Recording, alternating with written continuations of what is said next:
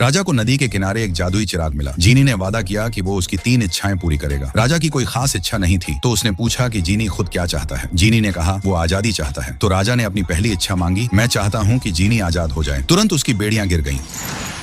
खुश होकर जीनी ने बाकी इच्छाओं के बारे में पूछा, लेकिन राजा को कुछ नहीं चाहिए था, इसलिए उसने अपनी दूसरी इच्छा भी जीनी को दे दी ताकि वो तीसरी इच्छा भी खुद पूरी कर सके। फिर उसने पूछा, अब वो अपनी आजादी के साथ क्या करना चाहता है। जीनी ने कहा, सच्चा प्यार। राजा हंस पड़ा और बोला, मेरे साथ महल चलो, वहाँ सुंदर औरतों की कोई कमी नहीं है। उसने उसका परिचय अपनी बेटी स्नो वाइट से और रानी रेजिना से कराया। एक ही पल में जीनी समझ गया, यही उसका प्यार है। जन्मदिन के भोज में राजा ने घोषणा की कि स्नो वाइट भगवान का दिया हुआ उपहार है। उसे देखकर उसे अपनी दिवंगत रानी की याद आती है और वही दुनिया की सबसे सुंदर महिला है। रानी रेजिना एक कोने में बैठी टूटे दिल के साथ वहां से चली गई। जीनी उसके पीछे गया। रानी सेब के पेड़ को देख रही थी और बोली, वो भी उसी की तरह है, हमेशा के लिए महल के पिंजरे में कैद। जीनी सब समझ गया। उसका दिल जीतने के लिए उसने उसे एक आईना दिया और कहा, तुम दुनिया की सबसे सुंदर महिला हो। अगले दिन